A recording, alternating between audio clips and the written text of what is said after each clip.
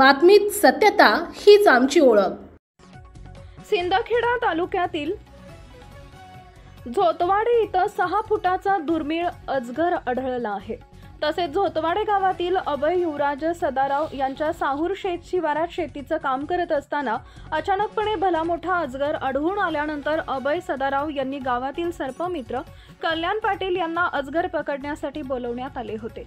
तसेच अजगर हा काटेरी झुडपात अडकलेला असून त्यानं ससा हा प्राणी देखील गिळंकृत केला होता। यावेळी काटेरी झुडपामधून अजगरला सर्पमित्राला त्यास बाहेर काढण्यात यश आले। त्यात अजगरनं ससा हा प्राणी गिळंकृत केलेल्या आपल्या तोंडातून बाहेर काढला।